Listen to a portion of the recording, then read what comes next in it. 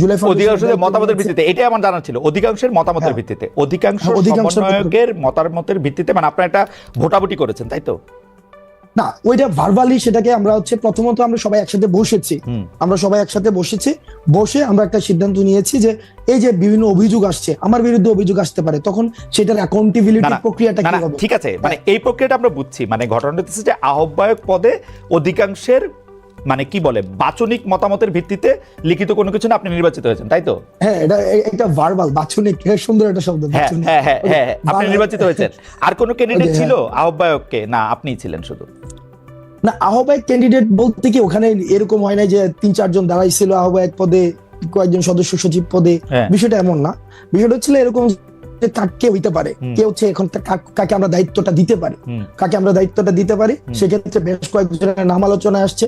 আর আমার নামটা সেক্ষেত্রে অনেকে অপোজ করেছেন, আহসান ভাই হওয়া উচিত না, অনেকে বলেছেন আহসান ভাই, বেশিরভাগ যাই হোক, একটা মানে মোটামুটি একটা কথা, তারপরে হচ্ছে যে একটা আলোচনা, একটা বাচনিক সংলাপ, এগুলির মধ্যে এটা হয়েছে। থ্যাংক ইউ, আমার আর কিছু জানা নাই। আচ্ছা, বাচনিক, হ্যাঁ, 2 নম্বর কথা হচ্ছে যে এই যে জুলাই বিপ্লবের ঘোষণাপত্র 31 ডিসেম্বর আপনারা দিবেন, এইটা নিয়ে সিদ্ধান্ত আপনারা কবে নিয়েছিলেন? কেন আমি আপনাকে এই প্রশ্ন করতেছি যে এইটা নিয়ে সরকারের সঙ্গে আপনারা আলোচনা করছিলেন? কারণ আমরা দেখছি যে আপনারা যখনই জুলাই ঘোষণাপত্রের ঘোষণা দিলেন, জুলাই বিপ্লবের ঘোষণাপত্র করবেন, তখন সঙ্গেই প্রেস সচিব, প্রায় সঙ্গেই সরকারের প্রেস সচিব বলছে জুলাই বিপ্লব ঘোষণাপত্রের সঙ্গে সরকারের কোনো সম্পর্ক নেই। আপনার নিশ্চয়ই মনে থাকবে।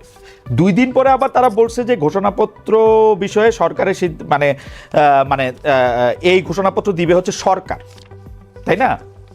আমরা আপনার কাছে জানতে চাই যে এই আলাপটা আপনারা সরকারের সঙ্গে করছিলেন কিনা, সিদ্ধান্তটা কবে নিলেন যে জুলাই বিপ্লবের একটা ঘোষণাপত্র দিবেন?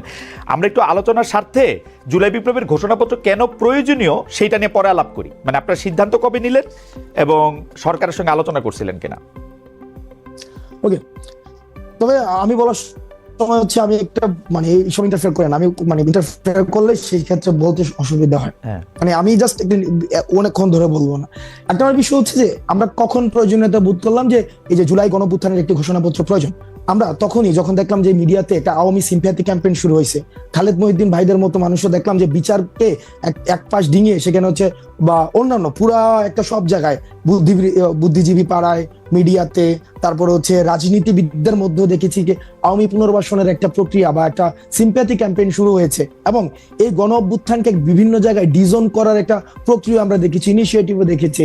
এবং এটা গণ অভ্যুত্থান হয় নাই, সেখানে জাস্ট একটা মানে এমন ভাবে বলা হয়েছিল, আপনি যদি দেখেন ইন্টারন্যাশনাল অনেক মিডিয়াতে ফ্রেজিংটা খেয়াল করবেন, সেখানে বলা হচ্ছে পলিটিক্যাল আপহিভাল। তাহলে political upheaval, political uprising and revolution, এটার ইন্টেন্সিফিকেশনের মধ্যে কিন্তু একটা পার্থক্য রয়েছে। এবং একটা দেখেন, আওয়ামী লীগ দেশ থেকে চলে গিয়েছে, কিন্তু তাদের যে ন্যারেটিভ সেলগুলো রয়েছে, তাদের যে কনস্পিরেসির যে হচ্ছে কম্পার্টমেন্ট গুলো রয়েছে, এখনই কিন্তু সেগুলো বুত্থান যারা রয়েছে তাদের ইন্ডিভিজুয়ালি ক্যারেক্টার অ্যাসাসিনেশন করা শুরু হয়েছে, এবং বিতর্কিত করার জন্য প্রয়োজনীয় রাষ্ট্রীয় উদ্যোগের বিভিন্ন আয়োজন নেওয়া হচ্ছে। এবং যে স্বপ্ন নিয়ে, যে লক্ষ্য নিয়ে এই জুলাই গণঅভ্যুত্থানটি হয়েছে, একটি বড় একটি সামগ্রিক রাষ্ট্রীয় পরিবর্তনের জন্য, সেই জায়গায় কিন্তু বিঘ্নিত দেওয়া হচ্ছে।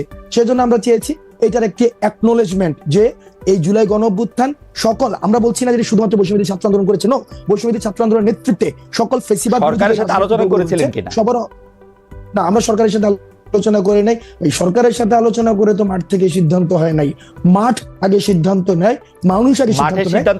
মাঠের সিদ্ধান্তটা কে আগে বুঝতে পারলো? জনাব হাসনাত আব্দুল্লাহ আগে বুঝতে পারলেন কিভাবে মাঠের সিদ্ধান্তটা? দেখেন, মাঠের সিদ্ধান্তটা বুঝতে পারলেন যে খালেদ মহিউদ্দিন আওয়ামী লীগের পুনর্বাসন করতেছেন, তখন আপনারা সিদ্ধান্ত নিলেন যে না, এখন এটা জুলাই ঘোষণাপত্র দরকার।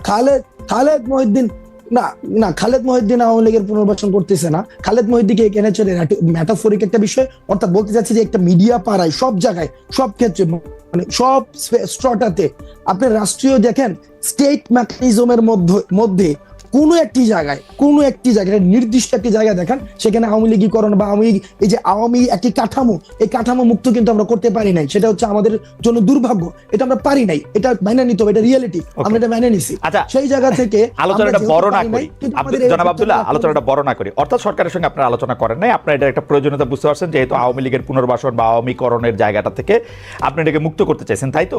তো সরকারের সাথে আলোচনা করেন নাই। তবে এই জায়গায় যে রাজনৈতিক দলগুলো রয়েছে যারা হচ্ছে আমাদের পূর্বসূরি, তাদেরই ইনিশিয়েটিভটা নেওয়ার প্রয়োজন ছিল। অনেক রাজনৈতিক দল রয়েছে যারা ফেসিবাদের বিরুদ্ধে একটা দীর্ঘ সময় অত্যাচার নির্যাতনের মধ্যে দিয়ে গিয়েছে, বিএনপি ছিল, জামাত ছিল, ওইটা উদ্যোগটা তাদের কাছ থেকে আসা উচিত ছিল। যেহেতু এই উদ্যোগগুলো আসেনি, সেই কারণে আপনারা কবে সিদ্ধান্ত নিলেন যে এটা 31 তারিখে এটা আপনারা দিতে চান? আমরা 24-এ এটা করতে চেয়েছি, কারণ এটা দীর্ঘদিন ধরে আলোচনা। এই সিদ্ধান্তটা কবে নিলেন? 24-এ করবেন, ঠিক আছে, সিদ্ধান্তটা কবে নিলেন? মানে 28 তারিখ, 29 তারিখ, 27 তারিখ, 26 তারিখ, কয় তারিখে?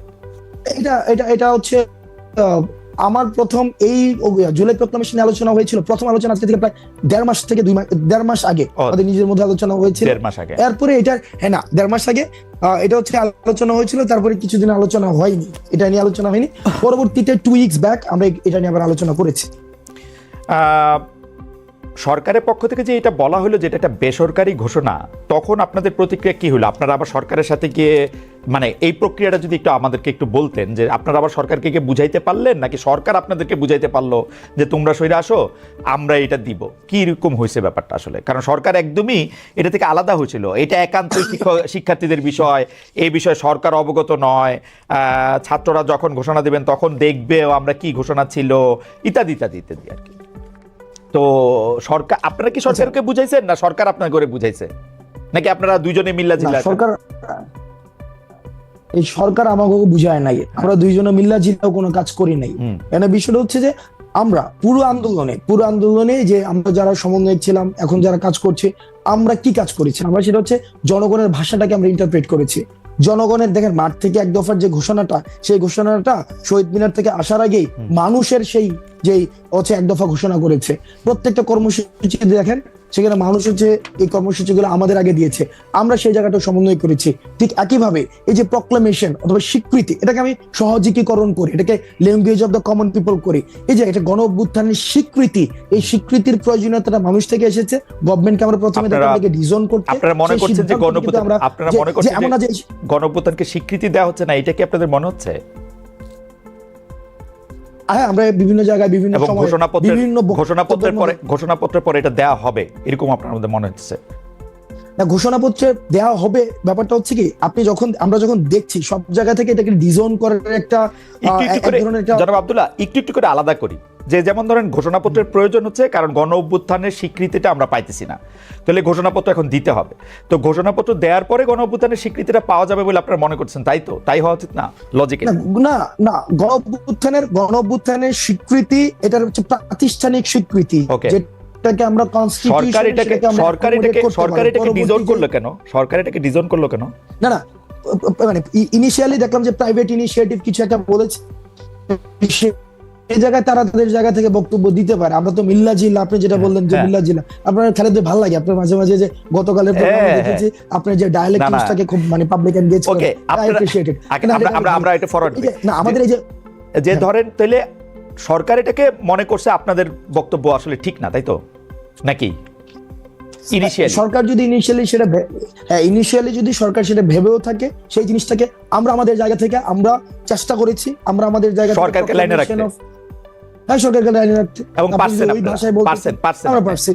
মানে এই যে সরকার আপনাদেরকে 31 তারিখ ঘোষণাপত্র না দেওয়া পরে দিব বলছে, এইটাতে আপনারা মনে করতেছেন যে এইটা সরকার আপনাদের কথা শুনছে, তাই তো? দেখেন, আমরা যখন দেখেছি এখানে গভর্নমেন্ট একটা জায়গায় কিন্তু ফোকাস করেছে, সেটা হচ্ছে যে সরকার বলেছে সকলের অংশগ্রহণের ভিত্তিতে সরকার এটা যেহেতু নিজে ইনিশিয়েটিভটা নিয়েছে।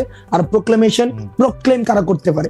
প্রক্লেম হচ্ছে আমরা বারবার চেয়েছি আমরা যে এটা স্টেট পর্যায় থেকে যেন সেটাকে লিগ্যালি এন্ডোর্স করা হয়। তো লিগ্যালি এন্ডোর্স করার জায়গা থেকে ঐক্যমত, ওই জিনিসটা তো দাবি তো আসছে মাঠ থেকে, এখানে আবার স্টেট করতে আসলো। আমরা দেখেন, আমরা বারবার আমরা যে জায়গাটা হচ্ছে চেষ্টা করছি এখনো পর্যন্ত, আমরা ইউনিটিকে আমরা ফোকাস করছি সবকিছুতে, যাতে করে এই গণ অভ্যুত্থানের প্রত্যেকটি অংশীদার এই গণ অভ্যুত্থানে যারা অংশগ্রহণ করেছে সবারই অ্যাকনলেজমেন্ট ওকে, এখন স্টেট যেহেতু বলেছে আমরা একটা ন্যাশনাল প্রোগ্রামের মধ্যে দিয়ে, শব্দটা হয়তো নেই, বলেছে যে সকল অংশীদার ও অংশগ্রহণের ভিত্তিতে তো সরকার বলছে নিজেরাই হচ্ছে সেটাকে হচ্ছে আমরা করব। একটু করে বলি সরকার যেহেতু বলছে যে এখন একটু করে করবো, সবার সাথে অংশগ্রহণ করে করবে, তখন আপনারা বলছেন যে ঠিক আছে, আপনারা সরকারকে বুঝাইতে সক্ষম হয়েছেন যে আপনারা কি চান, তাই তো ঠিক আছে। আপনাদের মনে ওই শঙ্কা নাই? আমি একটু করে বুঝাই, সেটা হচ্ছে যে আমরা প্রোক্লামেশন অফ যে রিভলিউশন, যেটা অথবা ডিক্লারেশন অফ রেভলিউশন, সেটাকে ঘোষণার পরে সেটাকে গভর্নমেন্ট এন্ডোর্স করতে হইতো, কনস্টিটিউশনাল অ্যাকোমোডেশন প্রয়োজন ছিল। এখন গভর্নমেন্ট যেহেতু নিজেই আমরা ঘোষণা করার পূর্বেই একটা ইনিশিয়েটিভ নিচ্ছে, তার মানে হচ্ছে প্যাসিভলি সে এই প্রোক্লামেশন অফ রেভলিউশনকে সে এন্ডোর্স করছে।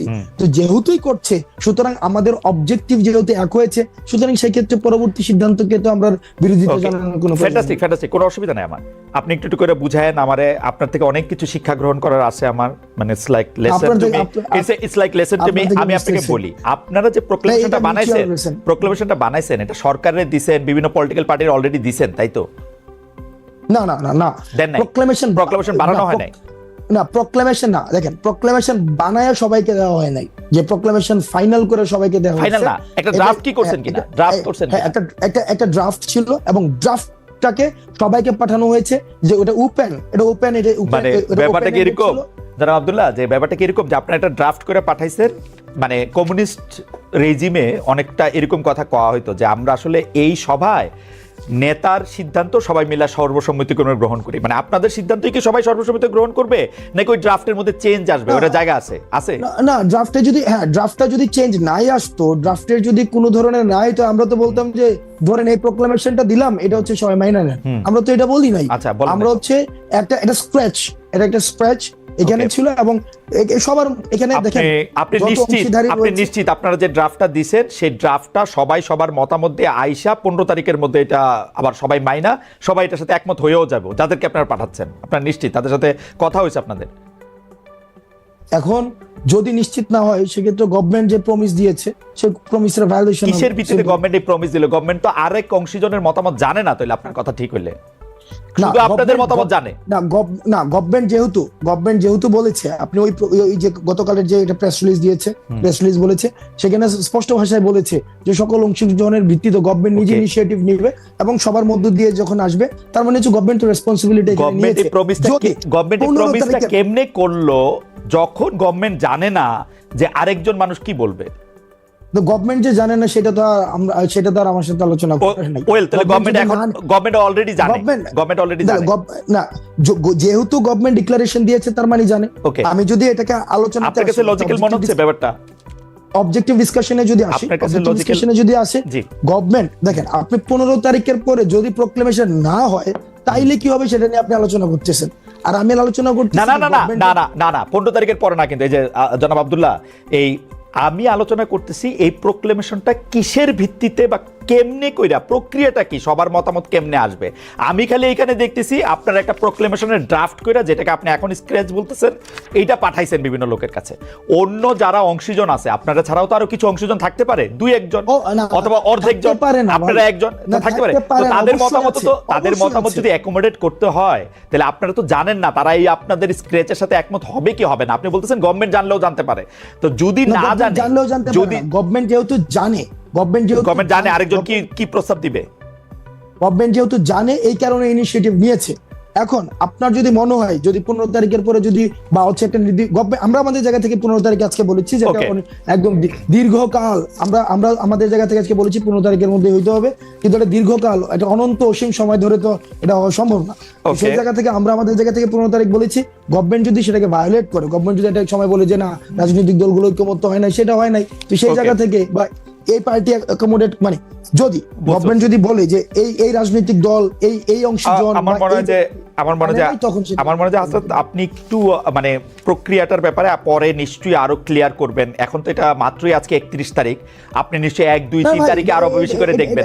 এটা তো ক্লিয়ার ভাই, এটা তো ক্লিয়ার। না, প্রক্রিয়াটা যে এটা কেমনে স্টেক হোল্ডারদের কাছে কি মতামত না হবে, কোন বিষয়গুলোর উপর জোর দেওয়া হবে, এটাকে ডায়লগ ভিত্তিক মতামত না হবে, মানে সবগুলি পক্ষ কিভাবে এক জায়গায় আসবে, নিশ্চয়ই সেটা একটা প্রক্রিয়া আছে।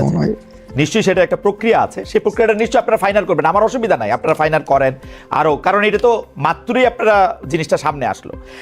হাওয়েভার আপনি অনুমতি দিলে আমি একটু পরের প্রশ্নে যাইতে পারি। পরের প্রশ্নের মধ্যে থেকে বা পরের বিষয় যদি বলি যে মানে প্রশ্নটা এরকম করতে পারি যে আপনি নিজেকে যথেষ্ট, মানে এই প্রশ্নটা একটু লেয়ার আছে, এটার প্রথম প্রশ্নটা একটু করে নেই, আপনি নিজেকে যথেষ্ট দেশপ্রেমিক শক্তি মনে করেন কিনা, দেশপ্রেমিক মনে করেন কিনা? আমি নিজেকে দেশপ্রেমিক মনে করি, তবে এটা হচ্ছে ওকে ফাইন, হ্যাঁ ইয়েস। না আপনি আরেক লাইন বলেন, অসুবিধা নেই, অসুবিধা না আমি দেশপ্রেমিক মনে করি, দেশপ্রেমিক মনে করেন। ওকে, জামায়াত ইসলামের আমির বলেছেন দেশে পরীক্ষিত দেশপ্রেমিক শক্তি দুটা, একটা হচ্ছে সেনাবাহিনী আর একটা হচ্ছে জামায়াত। আমাদের প্রশ্ন হচ্ছে আপনি তার বক্তব্যের সাথে একমত কিনা, দুই হচ্ছে যদি একমত না হন দেশপ্রেমিক হইতে হলে আপনাকে সেনাবাহিনীর অংশ হইতে হবে অথবা জামায়াতের অংশ হইতে হবে, আপনি কোনটা? আমি জামাত নেতার এই বক্তব্য আমি শুনি নাই। আমি কি পড়ে শোনাবো কোটেশন?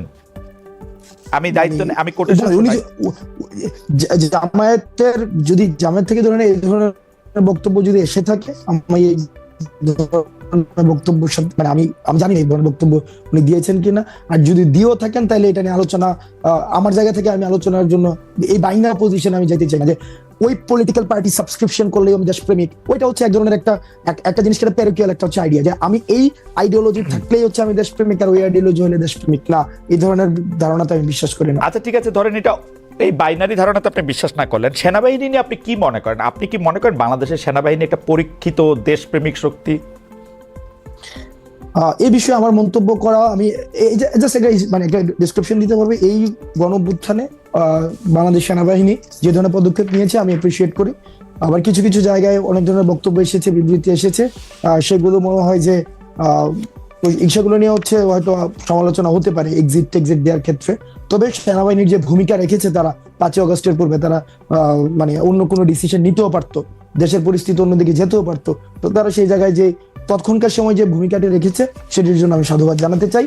তবে সেনাবাহিনীর সার্বিক বিষয় যে এটা লিটমাস টেস্ট তো খালেদ ভাই নাই, এটা লিটমাস টেস্ট আপনি কেমনে করবেন যে ইভেন্ট বেসিসে লিটমাস টেস্ট হয় না, যে এই ইভেন্টে দেশপ্রেমিক, ওই ইভেন্টে দেশপ্রেমিক, ওইভাবে দেশপ্রেমিকের লিটমাস টেস্ট নাই। কিন্তু এখন তো ইভেন্ট বেসড মানে লিটমাস টেস্টও অনেক বেশি চলতেছে, তাই না? জুলাই আগস্টে করেছিলেন, তার আগে কি করছেন, হাসনাত সাহেব ক্রোড়পত্রে লিখছেন কিনা, এগুলিও তো নানা ধরনের মানে কথা আসতেছে, কিন্তু সার্বিকভাবে জিনিসটা দেখার জায়গা তো সার্বিকভাবে দেখার জিনিসটা তো আসলে নাই।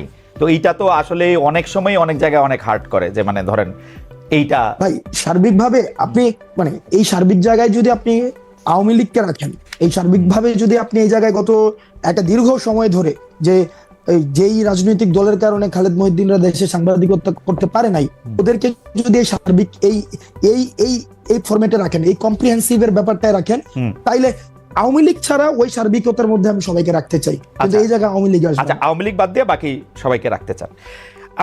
একটা প্রশ্ন চলে আসে যে আপনি আওয়ামী লীগকে মানে প্রশ্ন আমি অন্যভাবে করি, যে ধরেন এখন একটা বড় কথা আছে হচ্ছে যে মুজিববাদকে বাদ দেওয়ার, মানে যেই কথাগুলিকে মুজিববাদ হিসাবে বলা হইতেছে আর কি, সেইগুলিকে বাদ দেওয়ার, যেমন 31শে জুলাইও আমরা এটার মধ্যে দেখলাম যে মুজিববাদের আপনারা কবর করতে চান।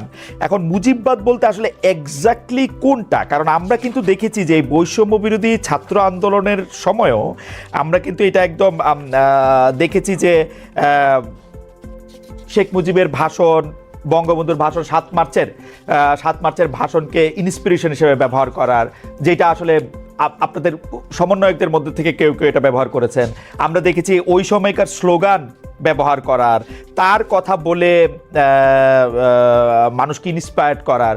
তো এইটার এখন যে আবার আপনারা মুজিববাদের কবর চাচ্ছেন, সেইটার কারণ কি যে আপনারা পপুলিস্ট জায়গাটা থেকে, মানে জনতুষ্টিমূলক এই জায়গাটা থেকে এটা ধরতে চাচ্ছেন, নাকি ব্যাপারটা এরকম যে ওই সময় আপনারা এটা করেছেন যাতে আপনারা একটা কৌশল নিতে পারেন, যেই কৌশলে আবার বেশি লোক আপনাদের প্রতি আকৃষ্ট হতে পারে? কোনটা, মানে ওই সময়টা কৌশল ছিল নাকি এখনকারটা কৌশল? দুইটা তো দুই অবস্থান, তাই না? আচ্ছা, আমি আপনি আমার জন্য সহজ করে দিয়েছেন। এই মুজিববাদ হচ্ছে ওই আইডিয়াটা, আমি যখন আমার একটা যৌক্তিক দাবির জন্য দাঁড়াবো, তখন আমাকে সেন্স অফ উইনেস ডেভেলপ করতে হয় এই মুজিবের খুঁটির উপর দিয়ে। অর্থাৎ আমি এই মুজিবের খুঁটিতে আসি, এই মুজিব আইডিয়ার মধ্যে আমি বিশ্বাস করি, তাইলে হচ্ছে আমি যৌক্তিক দাবি জানাইতে পারবো। ক্যাম্পাসগুলোতে কি অবস্থা ছিল?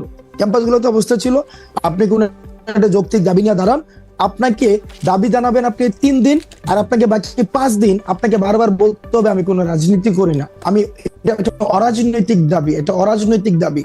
এবং এই দাবিটাকে হচ্ছে যথাযথ করার জন্য আপনাকে বারবার হচ্ছে বলতে হবে যে কি, ওই যে বঙ্গবন্ধুর বাংলায় বৈষম্য ঠাঁই নাই, অর্থাৎ বঙ্গবন্ধুর সাবস্ক্রিপশন ছাড়া, বঙ্গবন্ধুর খুঁটি ধরা ছাড়া আপনি কোনো একটা যৌক্তিক কোনো একটা দাবি দাঁড়াই করাইতে পারবেন না। ওই আইডিয়াটা হচ্ছে সামগ্রিকভাবে হচ্ছে মুজিববাদী আইডিয়া। অর্থাৎ রাষ্ট্রের সবকিছুকে একটা সেন্ট্রালাইজড একটা আইডিয়া থেকে সেখানে ম্যানিপুলেটেড হবে, এবং ওই আইডিয়াটা হচ্ছে আনক্রিটিক্যাল আইডিয়া। এই আইডিয়াটাকে আপনি কখনোই ক্রিটিক করতে পারবেন না। ওই আইডিয়াটা হচ্ছে একটা সবকিছুই বঙ্গবন্ধুর স্বপ্ন, ওরকম ভাবে ওই লাইন থেকে ওই লাইন কিছুকে একদম সেন্ট্রালাইজড করা হবে।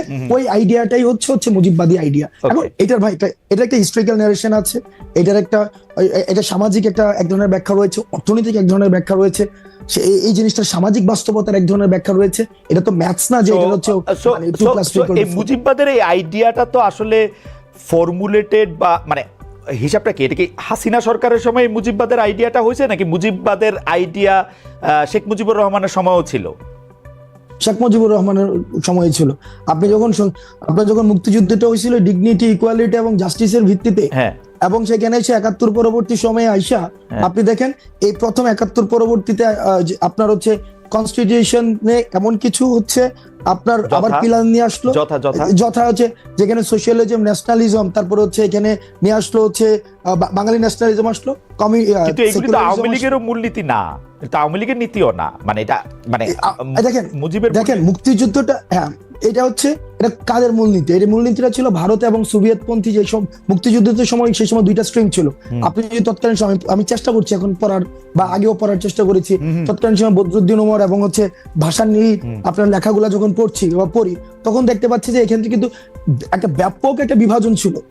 অর্থাৎ যারা হচ্ছে পাকিস্তানের জন্য যে এই গণপরিষদটা করা হয়েছিল পাকিস্তানের জন্য, ওইটা দিয়ে হচ্ছে আমরা একটা বাংলাদেশের কনস্টিটিউশন হলো, সেইটাতে পুরো রিফ্লেক্ট পাইলো হচ্ছে একটা ব্যক্তির একটা ধারণা, যেটার পরবর্তী হচ্ছে আপনি মনে করতেছেন যে গণতন্ত্র, সমাজতন্ত্র, ধর্মনিরপেক্ষতা, জাতীয়তাবাদ এইটা হচ্ছে সংবিধানের মূল সমস্যার জায়গা।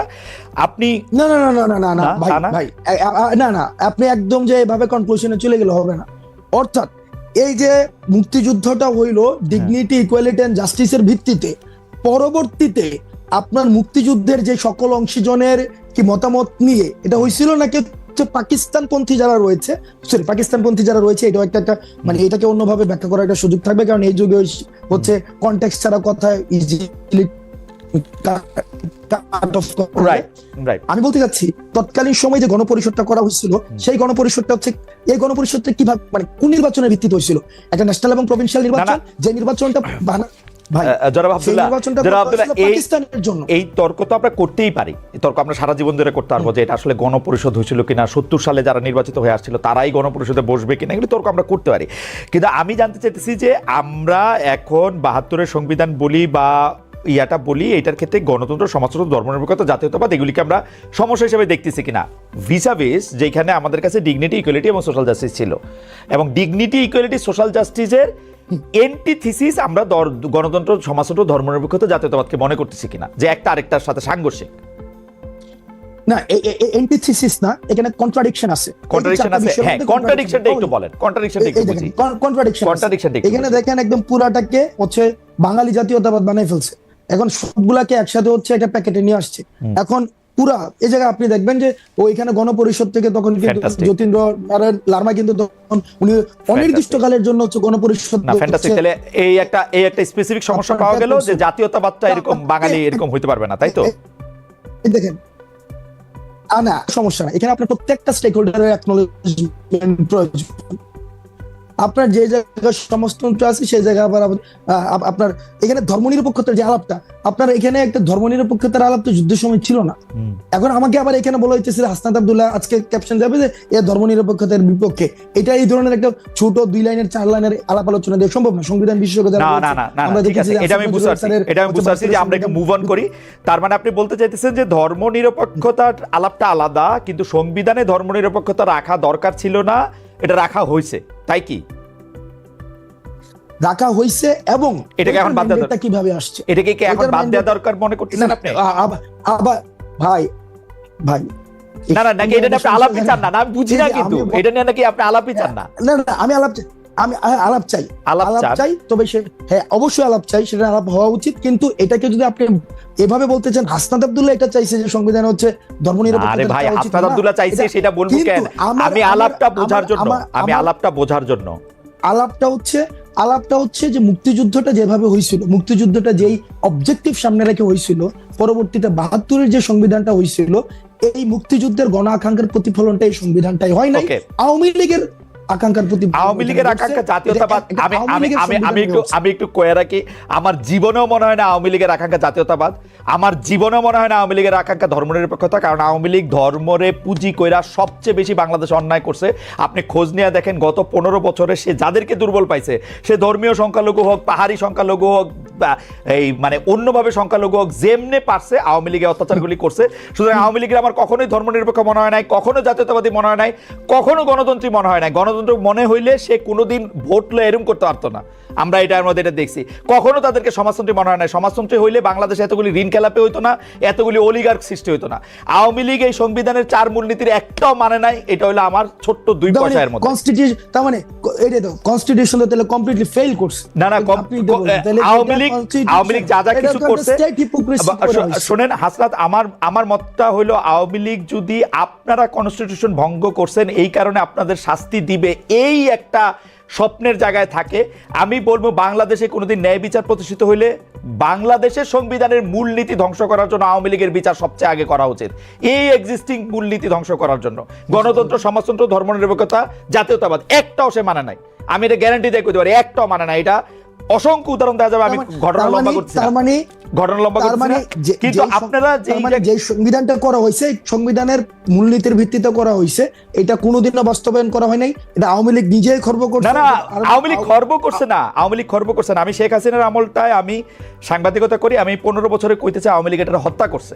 সুতরাং সংবিধানের দোষ আমি দেই না, সংবিধানের দোষ আমি দেই না। আমার কাছে মনে হয় সংবিধানে যাই থাক এটা এরকমই হয়েছিল।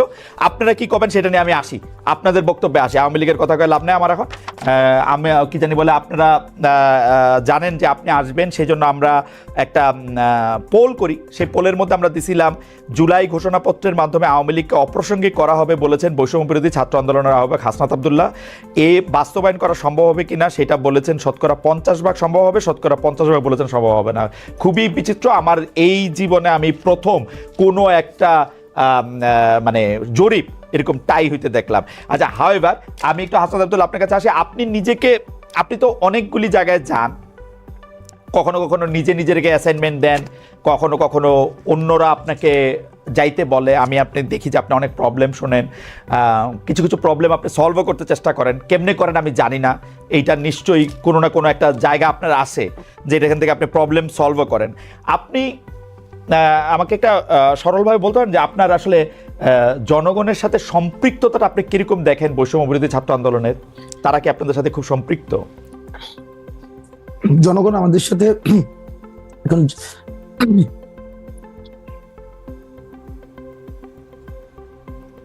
দেখেন, একটা দীর্ঘ সময় একটা জনগণের যেটা হয়েছে, যেটা বিভাজনের রাজনীতির মধ্য দিয়ে তারা গড়ে উঠেছে, এবং সেক্ষেত্রে তাদের আশা আকাঙ্ক্ষার প্রতিফলন হইতে দেখে নাই। এবং হাসিনার যে পতন এবং নতুন রাজনৈতিক একটা বন্দোবস্ত, নতুন রাষ্ট্র কাঠামো, এই বিষয়গুলোর সাথে মানুষ আমাদের সাথে অ্যাটাচ করে, এটা আমরা দেখি। সবাই অ্যাটাচ করে বিষয়টা এমন না, আমি বলবো না যে শতভাগ মানুষ আমাদের সাথে অ্যাটাচ করেছে, বিষয়টা এমন না। কিন্তু তারা যে কথাগুলো বলতে চায়, তারা যেই ধরনের কর্মসূচি দেখতে চায়, তারা যেই ধরনের বাংলাদেশ দেখতে চায়, সেটি আমরা যখন এই ধরনের বাংলাদেশের কথা বলি, একটা উল্লেখযোগ্য সংখ্যক জনগণ আমাদের সাথে অ্যাটাচমেন্ট ফিল করে, এখনো পর্যন্ত ফিল করে। এবং আজকে যে আমরা কর্মসূচি দিয়েছি, আপনি দেখেছেন একবার এই কর্মসূচি হবে কি হবে না, এই দুদুল্যমান অবস্থায় কিন্তু বাংলাদেশের বিভিন্ন জায়গা থেকে, প্রান্তিক জনপদ থেকে, বিভিন্ন জায়গা থেকে মানুষ উঠে এসেছে। এখনো পর্যন্ত নতুন একটি রাজনীতিক, আপনি একটা মানে আরবান মিডল ক্লাসে একটা রাজনীতিক, আমরা এই যে প্রজন্মটা আই হেট পলিটিক্স প্রজন্মের মধ্য দিয়ে হয়েছে, আমরা মনে করেছিলাম এই প্রজন্ম হচ্ছে রাজনীতি বিমুখ হয়েছে, দেশ কিভাবে গেল এই দিকে তাদের কোনো মনোযোগ নেই। এই প্রজন্মটা আমাদেরকে নিয়ে আশা দেখছে, এই প্রজন্ম আমাদেরকে নিয়ে আমাদের ছোটখাটো ভুলগুলো তারা আশাহত হয়, আমাদেরকে নিয়ে ক্রিটিক করে, কারণ আমাদেরকে নিয়ে তারা অনেক বেশি স্বপ্ন দেখে। তারা আমার মনে হয় খুব চমৎকার বলেছেন জনাব আব্দুল্লাহ। অনেক প্রশ্ন রয়েছে, তাহলে আপনি বলতেছেন যে জনগণ আপনার সাথে অ্যাটাচ বোধ করে,